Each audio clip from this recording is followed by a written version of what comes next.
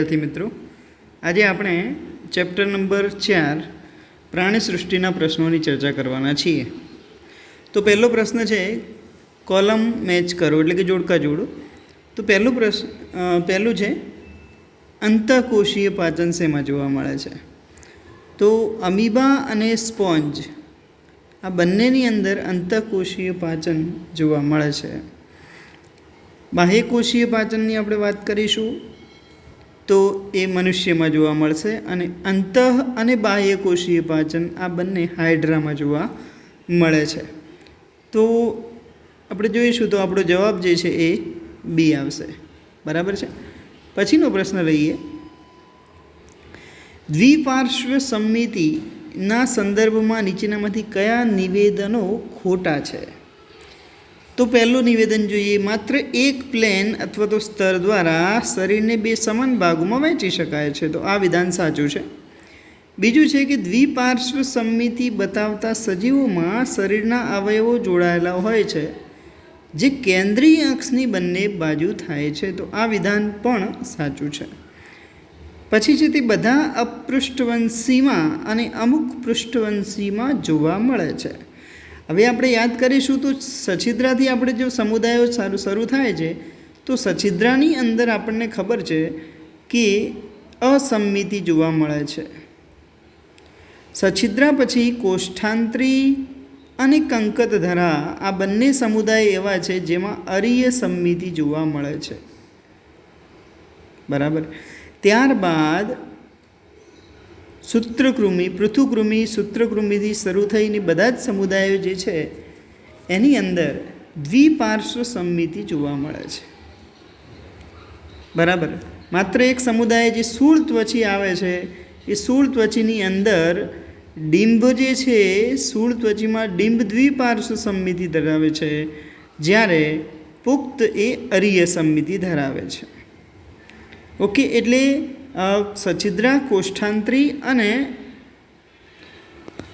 શૂળ ત્વચી આ ત્રણેયમાં અરીય સમમિતિ જોવા મળે છે, બરાબર। બાકીના બધાની અંદર એટલે કે મેરુદંડી સમુદાયમાં પણ જે છે એ દ્વિપાર્શ્વ સમમિતિ જોવા મળે છે। તો આ વિધાન જે છે અહીંયા ખોટું છે, કેમ કે શું લખ્યું છે? બધા અપૃષ્ઠવંશીમાં અને અમુક પૃષ્ઠવંશીમાં, પણ અહીં બધા જ પૃષ્ઠવંશીની અંદર દ્વિપાર્શ્વ સમમિતિ જોવા મળે છે। ઓકે, માટે ત્રીજું વિધાન છે એ ખોટું છે, માટે આ ત્રીજા નંબરનો જવાબ આવશે। ઓકે, પછીનો પ્રશ્ન લઈએ, ઉત્સર્ગિકા નીચેના કયામાં ઉત્સર્જનના અંગ છે? તો ઉત્સર્ગિકા શેમાં જોવા મળે? તો નુપુરક સમુદાયના પ્રાણીઓમાં જોવા મળે છે। અને નુપુરક સમુદાયના પ્રાણીની વાત કરીશું તો રેતી કીડો, અળસિયું અને જળો આ ત્રણ પ્રાણીઓ છે। એમાં પણ આપણે એક બીજી બાબત પણ યાદ રાખીશું, એટલે આપણો જવાબ તો રેતી કીડો આવશે, પણ અહીં બીજી બાબત આપણે એ યાદ રાખીશું કે અળસિયું અને જળો જે છે એક ગૃહી પ્રાણીઓ છે, અથવા એમ કહી શકાય ઉભયલિંગી છે। ધ્યાન આપજો, ઉભયલિંગી છે, જે તમને MCQમાં ઉપયોગી થશે। જ્યારે રેતી કીડો છે એક લિંગી છે, બરાબર। દ્વિગૃહી પણ આપણે જેને કહી શકીએ, બરાબર, એક લિંગી અથવા દ્વિગૃહી છે। ઓકે, તો આ પણ આપણે યાદ રાખીશું MCQ માટે ખાસ। એના પછીનો પ્રશ્ન લઈએ, સાચી જોડ શોધવાની છે, બરાબર। તો અરીય સમમિતિ કોષ્ઠાંત્રી, બરાબર। તો આપણે આગળ જ વાત કરી કે સછિદ્રા, કોષ્ઠાંત્રી, કંકતધરા અને શૂળ ત્વચીમાં જે પુખ્ત પ્રાણીઓ છે એની અંદર અરીય સમમિતિ જોવા મળે છે। ઓકે, આ વિધાન સાચું છે। અસમમિતિ શેમાં જોવા મળશે? તો અસમમિતિ સછિદ્રામાં જોવા મળે। દ્વિપાર્શ્વ સમમિતિ શેમાં જોવા મળે? તો આપણે પૃથુકૃમિમાં કહી શકીએ, બરાબર। એના પછીનો પ્રશ્ન છે કે કયા સમૂહના સભ્યોને જમણા અને ડાબા ભાગમાં વિભાજિત નથી થઈ શકતા? બરાબર, તો જો વિભાજિત થઈ શકતા નથી એવા આપણે સભ્યો કયા સમુદાયમાં છે એ કહેવાનું છે।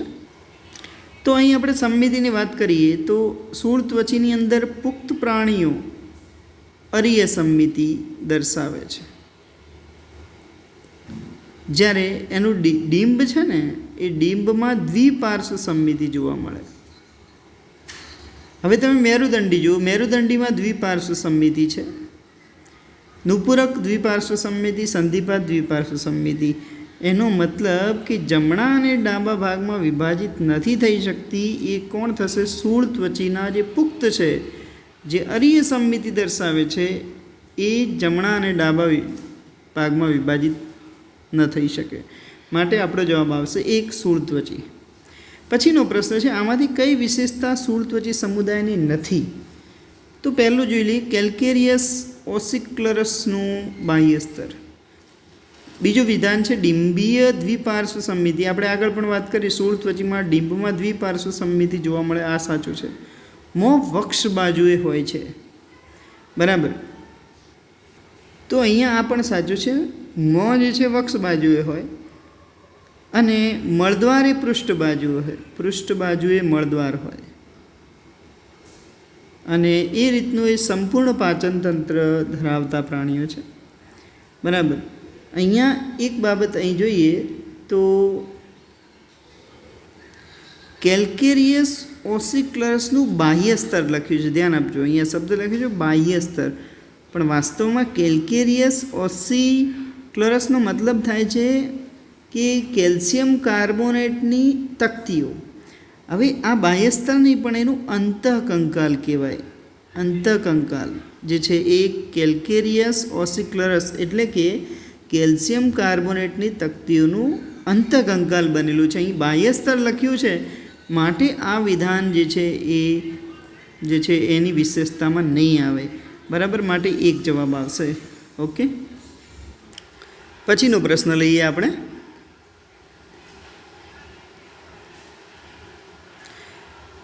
જ્યોત કોષો અને એકાંતર જનન અનુક્રમે મળી આવે છે.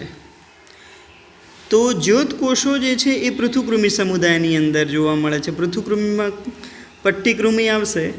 ઓકે, પછી છે એકાંતર જનન. તો એકાંતર જનન આપણને કોષ્ઠાંતરી સમુદાયમાં જોવા મળે છે અને એનું ઉદાહરણ પણ આપણે જાણીએ છીએ, ઓબેલિયા, બરાબર. માટે આપણો જે જવાબ છે એ 3 નંબર આવશે. પછીનો પ્રશ્ન લઈએ, સાચું વાક્ય ઓળખવાનું છે. આસ્યક અને અધોમુખ કાર્યોમાં સમાન છે. બીજું વાક્ય છે કંકત તકતીઓ અને જૈવિક પ્રદીપ્યતા કંકત ધરામાં જોવા મળે છે. તો આ વિધાન જે છે એકદમ સાચું છે, એમ કહી શકાય.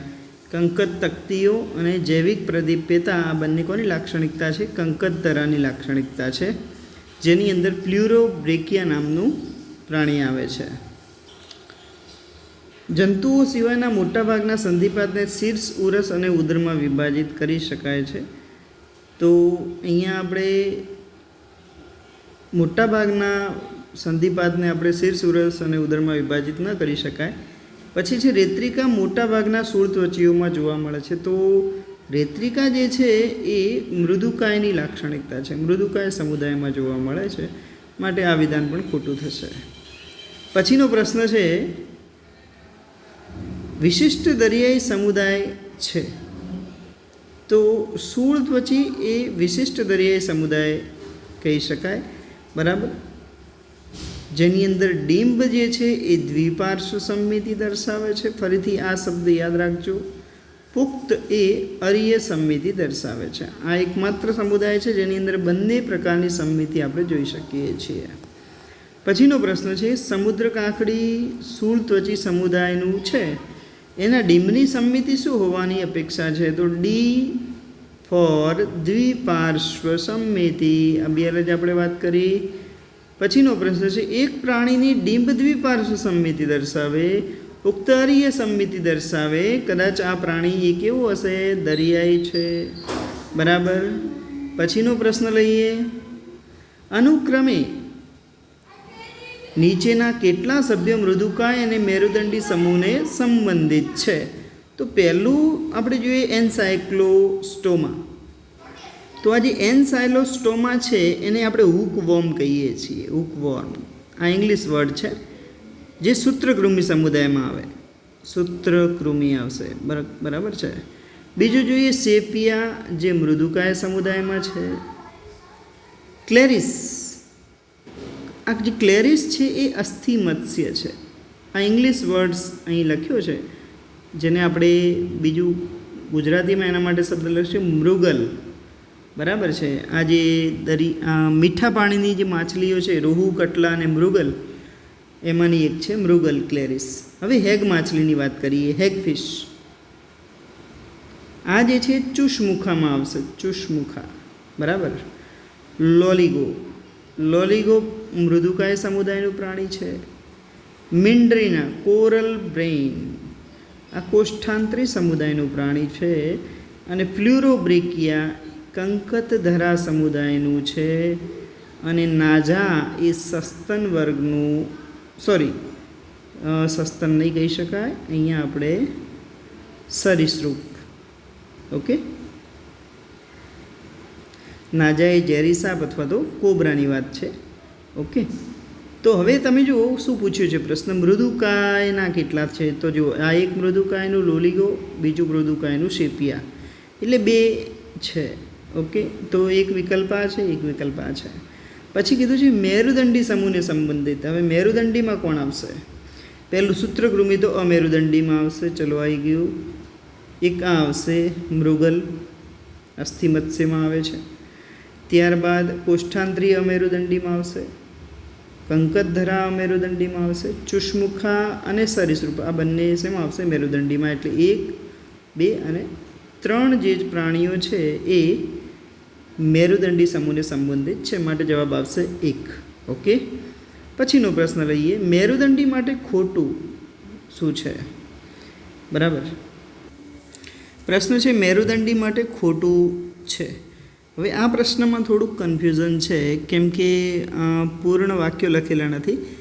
જો આપણે નક્કરની વાત કરીએ તો મધ્યસ્થ ચેતાતંત્ર જે છે ને, મધ્યસ્થ ચેતાતંત્ર મેરુદંડીમાં એ પૃષ્ઠ, પોલું અને એકવડું હોય. જ્યારે અહીંયા કેવું છે, નક્કર શેમાં હોય? અમેરુદંડીમાં. તો એ દ્રષ્ટિએ જો ખોટું જોવા જઈએ તો મધ્યસ્થ ચેતાતંત્રના સંદર્ભમાં જોવા જઈએ તો એ ખોટું પડે. બાકી મેરુદંડ એક નક્કર રચના છે એમ કહી શકાય. મધ્ય ગર્ભસ્તરીય છે, તો આ વિધાન સાચું છે. મધ્ય ગર્ભસ્તરમાંથી મેરુદંડ ઉત્પન્ન થાય. અહીંયા જો મેરુદંડ શબ્દ લખેલો હોય તો પાછું થોડુંક બદલાઈ જાય. મેરુદંડ નક્કર રચના છે, મધ્ય ગર્ભસ્તરીય છે. બરાબર. અહીં લખ્યું છે મધ્યસ્થ ચેતાતંત્રમાં બને, તો આ વિધાન જરાક ખોટું લાગે. અને આવશ્યક મેરુદંડી પાત્ર છે, એટલે કે દરેક મેરુદંડીઓની અંદર આ જોવા મળે. એટલે અહીં જે મેરુદંડીની જગ્યાએ જો મેરુદંડ લખેલું હોય, બરાબર, મેરુદંડ લખેલું હોય તો આપણો જવાબ જે છે મધ્યસ્થ ચેતાતંત્રમાં બને એવું એ ખોટું પડે. બાકીના નક્કર છે, મધ્ય ગર્ભસ્તરીય છે. અને મેરુદંડી બનવા માટે મેરુદંડ એ આવશ્યક છે. મેરુદંડ હોય તો જ એને મેરુદંડી આપણે કહી શકીએ. બરાબર. તો મેરુદંડ લખ્યું હોય તો આ સી જવાબ આવશે. ઓકે. પછીનો પ્રશ્ન લઈશું, મેરુદંડીઓમાં પૃષ્ઠ બાજુએ ચેતારજ્જુ કેવું હોય? તો પૃષ્ઠ બાજુએ બેને જ આપણે વાત કરી કે જે છે એ પોલું હોય છે. બરાબર. પૃષ્ઠ, પોલું અને એકવડું. ઓકે. પછીનો પ્રશ્ન લઈએ, નીચેનું કયું વાક્ય એ ખોટું છે? તો અહીંયા આપણે જોઈશું બધા પૃષ્ઠવંશી મેરુદંડી હોય, પણ બધા મેરુદંડી પૃષ્ઠવંશી નથી હોતા. તો આને સમજવા માટે આપણે જોઈએ તો જે મેરુદંડી છે એ મેરુદંડી સમુદાયને 3 ઉપસમુદાયમાં વિભાજિત કરવામાં આવે છે. આ 3 ઉપસમુદાય કયા ગયા? તો એક આવશે પુચ્છ મેરુદંડી, બીજું આવે છે શીર્ષ મેરુદંડી, અને ત્રીજું આવે છે પૃષ્ઠવંશી. બરાબર. તો તમે જોશો બધા પૃષ્ઠવંશી અનુધારી છે, બધા પૃષ્ઠવંશી મેરુદંડી છે. તો બધા પૃષ્ઠવંશી આપણે અહીં જોઈ શકીએ બધા પૃષ્ઠવંશી અહીંયા મેરુદંડ, પૃષ્ઠવંશી શું છે? મેરુદંડીનો જ ભાગ છે, બરાબર. પણ તો અહીંયા આપણે કહી શકીએ કે બધા પૃષ્ઠવંશી છે એ મેરુદંડી છે, કેમ કે મેરુદંડીનો જ ભાગ પૃષ્ઠવંશી થાય. પણ બધા મેરુદંડી પૃષ્ઠવંશી નથી હોતા. તમે જુઓ, આ મેરુદંડ, શીર્ષ મેરુદંડી કે પુચ્છ મેરુદંડી એ પૃષ્ઠવંશી ના કહેવાય. બીજી એક વાત કે પૃષ્ઠવંશી એટલે શું? તો મેરુદંડનું કરોડ સ્તંભમાં રૂપાંતર થાય એવા જે પ્રાણીઓ છે એને આપણે પૃષ્ઠવંશીમાં વિભાજિત કરતા હોઈએ છીએ. જ્યારે પુચ્છ મેરુદંડી અને શીર્ષ મેરુદંડી એની અંદર મેરુદંડનું કરોડ સ્તંભમાં રૂપાંતર થતું નથી. એટલે પહેલું વિધાન સાચું છે કે બધા પૃષ્ઠવંશી મેરુદંડી છે, પણ બધા મેરુદંડી પૃષ્ઠવંશી નથી હોતા. ઓકે, અહીંયા પણ પ્રશ્નની અંદર થોડુંક ભૂલ લાગે છે, કેમ કે ખોટાની જગ્યાએ અહીંયા સાચું વિધાન કયું છે એવું લખવાની જરૂર હતી, બરાબર. તો સાચું વિધાન, કેમ કે બાકીના ત્રણેય વિધાનો જોતાં મને એમ લાગે છે કે અહીંયા પ્રશ્ન થોડોક પૂછવામાં થોડીક ભૂલ થઈ હોય એવું લાગે છે. સાચું વિધાન પસંદ કરવાનું હશે તો આપણું પહેલું જ વિધાન એનો જવાબ આવશે. બાકીના વિધાનો તમે જોશો તો બીજું વિધાન છે બધા પૃષ્ઠવંશી અનુધારી છે. તમે જો પૃષ્ઠવંશીની અંદર જ બે ભાગ પડે, એક છે હનુવિહીન અને બીજું હવે હનુધારી. હવે શું લખ્યું? બધા પૃષ્ઠવંશી અનુધારી છે. બધા પૃષ્ઠવંશી અનુધારી ના હોય, બરાબર, પણ બધા હનુધારી જે છે પૃષ્ઠવંશી છે એમ કહી શકાય. તો આ વિધાન પણ ખોટું થશે. 4 ખંડવાળું હૃદય ધરાવતા બધા પ્રાણીઓ કોઈ પણ અપવાદ વગર ગરમ લોહીવાળા એટલે કે સમતાપી પ્રાણીઓ આપણે કહીશું. અને ગરમ લોહીવાળા અથવા તો ઉષ્ણ રુધિરવાળા બે જ વર્ગ છે. કયા વર્ગ છે? તો વિહગ અને સસ્તન. હવે શું શબ્દ લખ્યું? 4 ખંડવાળું હૃદય ધરાવતા બધા પ્રાણીઓ કોઈ પણ અપવાદ વગર. હવે તમે જુઓ, 4 ખંડવાળું એક પ્રાણી સરીસૃપનું પણ આવે છે જેનું નામ છે મગર. હવે મગર છે એની અંદર, મગર એ પોતે કેવું છે? જે છે એ શીત રુધિરવાળું પ્રાણી છે, અસમતાપી છે, માટે આ વિધાન પણ ખોટું પડે. અહીં શું કીધું? કોઈ પણ અપવાદ વગર, એટલે કે મગરમાં પણ ગરમ લોહી હોય તો એ ખોટું છે. મગર જે છે એ શીત રુધિરવાળું પ્રાણી છે, 4 ખંડનું હૃદય છે, બરાબર, પણ એ કેવું છે? શીત રુધિરવાળું છે, માટે આ વિધાન ખોટું પડશે.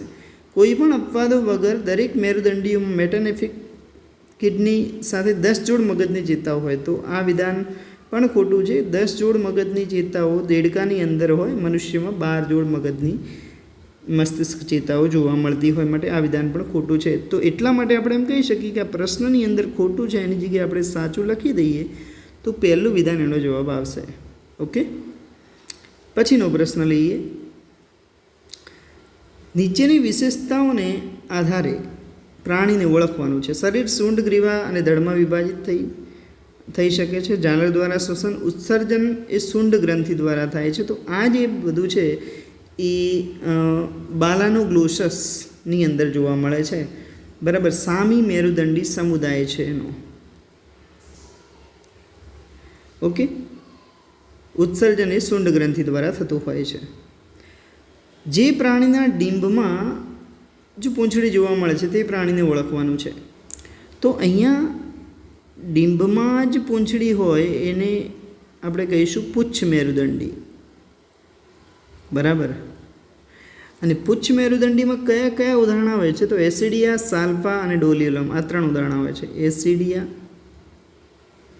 સાલ્પા અહીં લખેલું છે, અને ડોલિયોલમ, આ 3 ઉદાહરણ આપણે યાદ રાખવાના છે. અને જવાબ આવશે 3. સાલ્પા. જો સાલ્પા ન લખેલું હોય તો એસિડિયા અથવા તો ડોલિયોલમ હોઈ શકે. ઓકે, અને પછીનું આપણે જોઈએ તો પછીનો ક્વેશ્ચન લઈએ કે નીચે આપેલ નિવેદન વાંચો અને સાચો વિકલ્પ પસંદ કરો.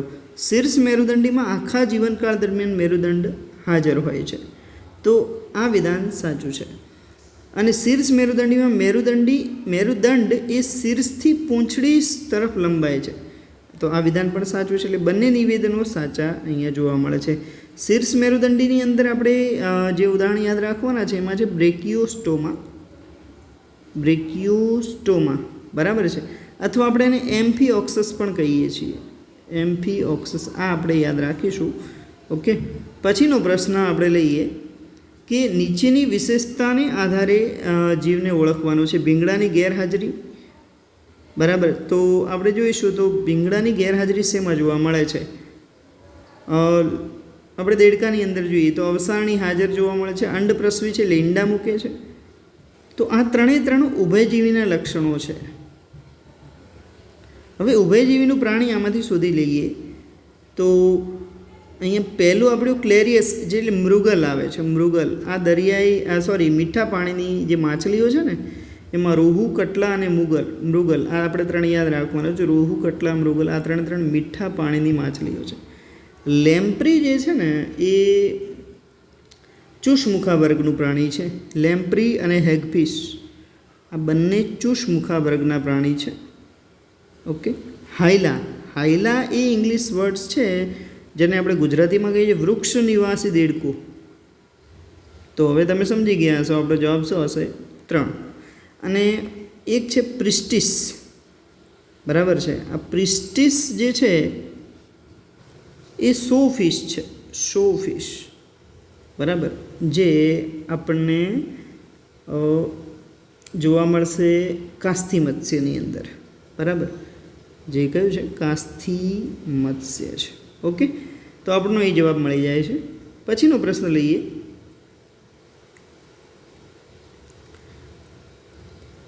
કાસ્થિવાળી જે માછલીઓ છે એ દરિયાઈ હોય છે, બરાબર છે, બરાબર, અને તેમના ઝાલર એથી આવૃત નથી, એટલે કે જોઈએ તો ઝાલર ઢાંકણથી આવૃત નથી હોતા, બરાબર, એટલે આપણને જવાબ સીધો અહીં મળી જશે. અને તેમના દાંત જે છે એ પ્લેકોઇડ ભીંગડામાં રૂપાંતરિત થાય છે, પણ એ પણ કઈ બાજુ? પાછળની બાજુએ, બરાબર છે. તો 4 જવાબ આવશે. અસ્થિની માછલીઓ એટલે કે અસ્થિ મત્સ્યની અંદર મુખની સ્થિતિ એ, તો મુખની જે સ્થિતિ હોય ને અસ્થિ મત્સ્યની અંદર એ પાર્શ્વ સાઈડમાં હોય, જેમ કે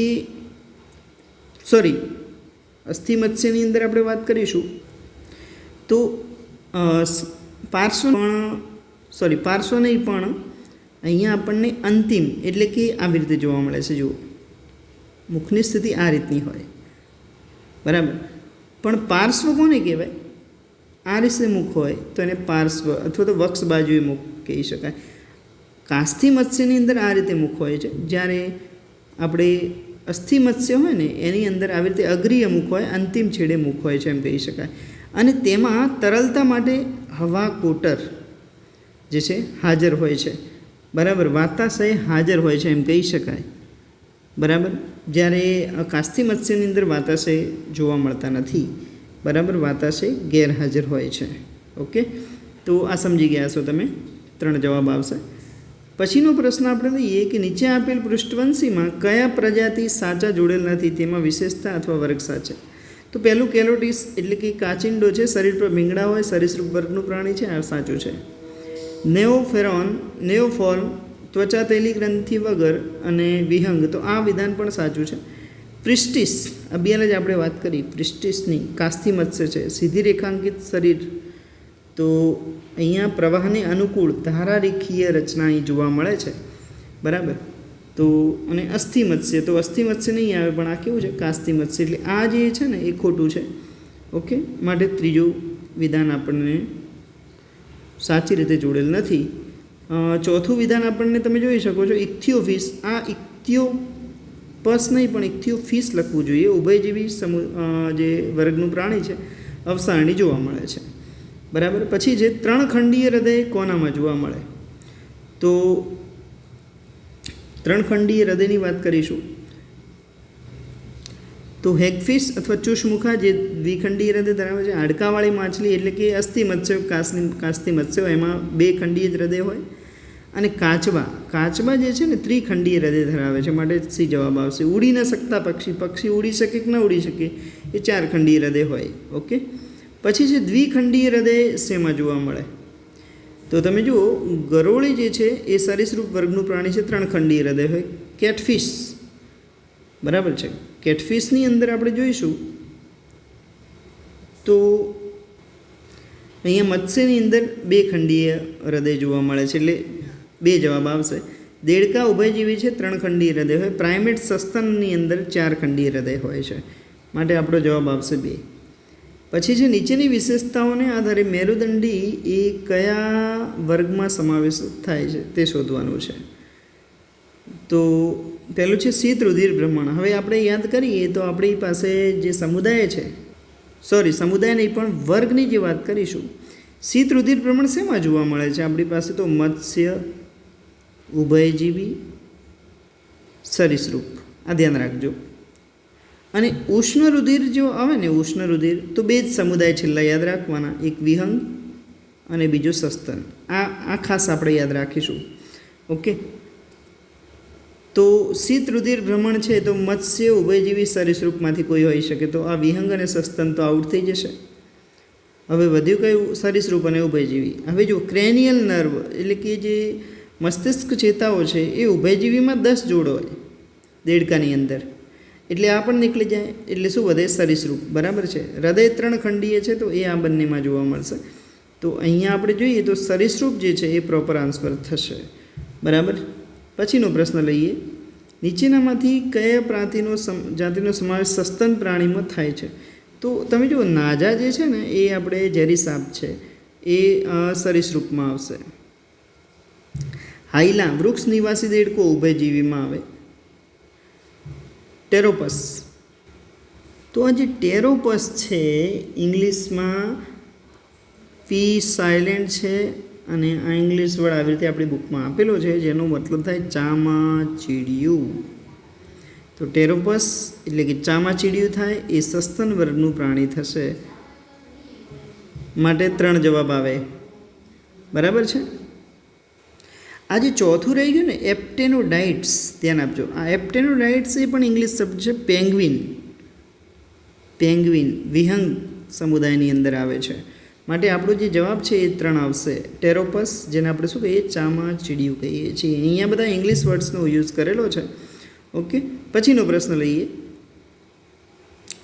નીચે આપેલ વાક્યોમાં સમુદાયની જે લાક્ષણિકતા આપેલ છે એને ઓળખવાની છે. તો અહીંયા આપણે જોઈશું તો પેશીઓ ગેરહાજર છે, એટલે કે કોષસ્તરીય આયોજન છે. હવે પહેલો જ સમુદાય જે છે કોષસ્તરીય આયોજન ધરાવે છે, એટલે પહેલાં જ આપણને આના એક જ વાક્યના આધારે આપણને સમુદાયનું નામ મળી જાય, સછિદ્રા. બરાબર.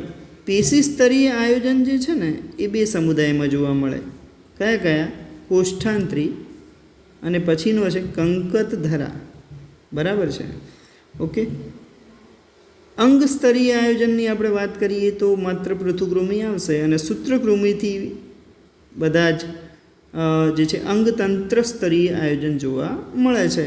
અંતઃફલન, વિકાસ પરોક્ષ, ઘણા ઓષ્ટીઓ સાથે સ્પોન્જ, દેવકોષ્ટી અને એક ઝાલર ઢાંકણ અને નલિકાતંત્ર, લિંગો, હોર્મોફોડાઇટ લખેલું છે, એટલે અહીંયા આપણને પહેલાં જ પરથી મળી જાય સછિદ્રા સમુદાય આવશે.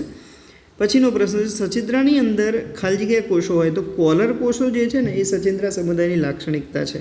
તો અહીંયા પણ છે. જે છિદ્રિષ્ઠ ગુહા અને નલિકા તંત્રને જોડે છે. ફલનના પ્રકાર, એમાં ફલન જે છે આંતરિક ફલન છે, અને વિકાસની રીત જોઈએ તો પરોક્ષ વિકાસ જોવા મળે છે, માટે 3 જવાબ આવશે. કૂટ દેહકોષ્ઠધારી અથવા તો આભાસી દેહકોષ્ઠ કયા પ્રાણીમાં જોવા મળે છે? તો તમે જોશો કૂટ દેહકોષ્ઠી એક સમુદાય છે સૂત્રકૃમિ. બરાબર. આભાસી દેહકોષ્ઠ ધરાવતું. સૂત્રકૃમિની અંદર કયું પ્રાણી આવશે? કરમીઓ આવે છે, માટે જવાબ આવશે 3. આમાંથી કયા પ્રાણી ડંખી સંપુટો ધરાવે છે? હવે ડંખી સંપુટોની લાક્ષણિકતા કઈ છે? કોષ્ઠાંત્રી એની અંદર જોવા મળે ડંખી સંપુટો. બરાબર છે.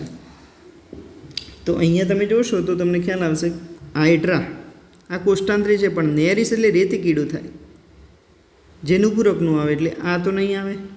ઓબેલિયા અને ઓરેલિયા. ઓરેલિયા એટલે જેલીફિશ થાય છે, અને ઓબેલિયા, આ બંને જે પ્રાણીઓ છે ને એ બંને કોષ્ઠાંત્રી સમુદાયની અંદર જોવા મળે, માટે જવાબ આપણો 2 રહેશે. ટીનોપ્લેના અને એસ્કેરિસ કરમિયું જે છે એ પાછું સૂત્રકૃમિમાં આવશે. ટીનોપ્લેના પાછું આપણે કંકતધરામાં આવે. પૃથુકૃમિ અહીંયા સમુદાયનું નામ જ લખી દીધું છે એટલે આ પણ નહીં આવે. તો આપણો જે જવાબ છે એ આવશે ઓબેલિયા અને ઓરેલિયા. બરાબર.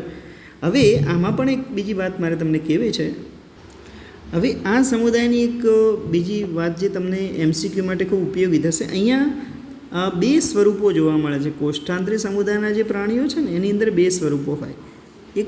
એક પુષ્પક સ્વરૂપ હોય એટલે કે નલિકામય સ્વરૂપ હોય, બીજું જે સ્વરૂપ છે ને છત્રક સ્વરૂપ છે. આ જે પુષ્પક સ્વરૂપ છે ને એ તમને જોવા મળશે જળવ્યાળ એટલે કે હાઇડ્રાની અંદર. ધ્યાન આપજો, જળવ્યાળ અથવા જેને આપણે કહીએ છીએ હાઇડ્રા. બરાબર. આ ઉપરાંત સમુદ્ર ફૂલની અંદર પણ જોવા મળે છે. બરાબર. જ્યારે છત્રક જે છે એ ઓરેલિયા એટલે કે જેલીફિશની અંદર જોવા મળે. જેલીફિશ. ઓકે, બરાબર. તો અહીંયા આપણે બે દૈહિક સ્વરૂપો છે. પુષ્પક જે છે સ્થાયી અને નળાકાર સ્વરૂપ કહેવાય. બરાબર. જ્યારે બીજું છત્રીયાકારનું સ્વરૂપ જેને આપણે છત્રક કહીએ છીએ એ જેલીફિશ જેવા પ્રાણીઓમાં જોવા મળે. અને બંને સ્વરૂપોમાં અસ્તિત્વ ધરાવતા હોય એવા જે પ્રાણીઓ છે આ સમુદાયના, જે શું કરે છે, પુષ્પકો દ્વારા અલિંગી રીતે છત્રકોની ઉત્પત્તિ કરે. પુષ્પકો દ્વારા અલિંગી રીતે છત્રકોની ઉત્પત્તિ કરે છે. બંને સ્વરૂપ જેમાં જોવા મળે એની વાત કરીશું આપણે. અહીંયા આમાં માત્ર ઓરેલિયાની અંદર માત્ર છત્રક સ્વરૂપ છે. જળવ્યાળ અને સમુદ્ર ફૂલનું માત્ર પુષ્પક સ્વરૂપ છે એટલે નલિકા સ્વરૂપ છે. અને એક એવું પણ પ્રાણી છે જેને કહીશું ઓબેલિયા. ઓબેલિયા. બરાબર છે. અલિંગી રીતે છત્રક ઉત્પન્ન કરે અને છત્રકો દ્વારા લિંગી રીતે પાછું પુષ્પકો ઉત્પન્ન કરે. આવી રીતે છત્રકો દ્વારા લિંગી રીતે પુષ્પક ઉત્પન્ન કરે. એટલે આપણે એમ કહી શકીએ કે પુષ્પક એ અલિંગી સ્વરૂપ છે, છત્રક એ લિંગી સ્વરૂપ છે. ઓકે, તો આ જે માહિતી છે કોષ્ઠાંતરી સમુદાયની એ પણ તમને ખૂબ ઉપયોગી થશે. ઓકે, તો ફરીથી મળીશું નવા ચેપ્ટર સાથે. આવજો મિત્રો.